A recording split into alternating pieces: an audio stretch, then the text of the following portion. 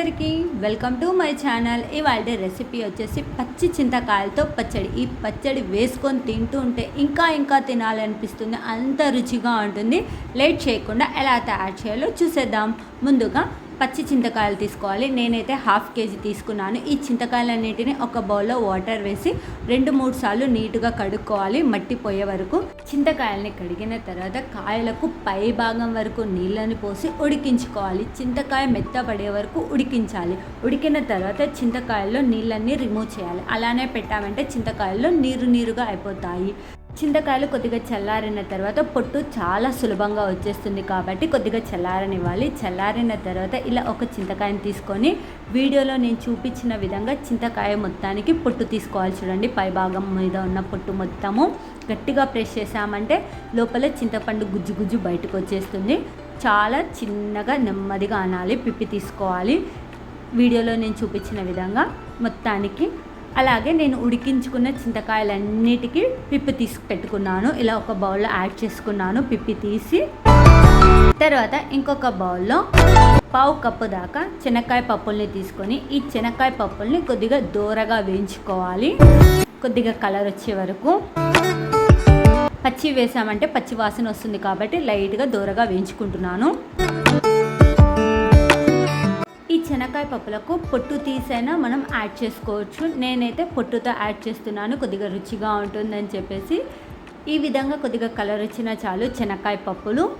తర్వాత ముందుగా పిప్పి తీసి పెట్టుకునే చింతకాయలు ఉన్నాయి కదా, ఆ చింతకాయల్లో కొద్దిగా వాటర్ వేసి వాటిని ఇలా బాగా నలిపి అందులో విత్తనాలు మొత్తం తీసేసి గుజ్జును మాత్రమే తీసుకోవాలి. ఈ చింతకాయ రసంలో విత్తనాలు అస్సలు ఉండకూడదు. తర్వాత ఒక ప్యాన్ తీసుకొని 2 టేబుల్ స్పూన్ ఆయిల్ వేసి 10 పచ్చిమిరపకాయలని దోరగా వేయించుకోవాలి.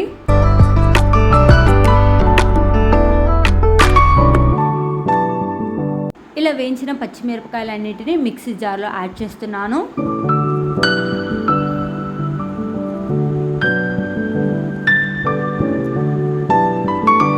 జీలకర్ర 1 స్పూన్, రుచికి సరిపడినంత ఉప్పు,